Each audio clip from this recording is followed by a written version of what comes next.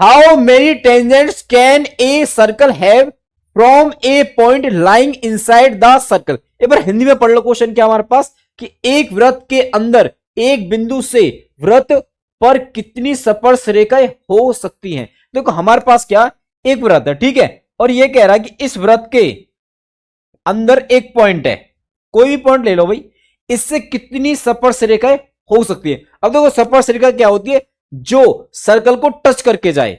तो परंतु देखो हम यहां से कोई रेखा ड्रॉ करते हैं तो इंटरसेक्ट कर जाएगी, यानी कि हम यहां से कोई भी टेंजेंट नहीं ड्रॉ कर सकते। ठीक है, समझे इस बात को, यानी कि इसका जो उत्तर होगा वो तो हो जाएगा डी भाई, यानी कि कोई भी टेंजेंट नहीं ड्रॉ होगी, यानी कि जीरो टेंजेंट।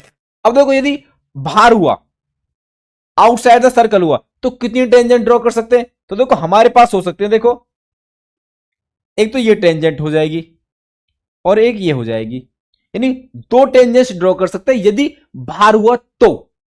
और यदि हमारे पास पॉइंट सर्कल के ऊपर हुआ तो कितनी टेंजेंट ड्रॉ कर सकते हैं, तो यहां से केवल एक ही ड्रॉ हो पाएगी, ये वाली। ठीक है, ये यानी कि अगर ऑन सर्कल है तो एक है, अंदर सर्कल के तो जीरो है, अगर बाहर हुआ तो दो है।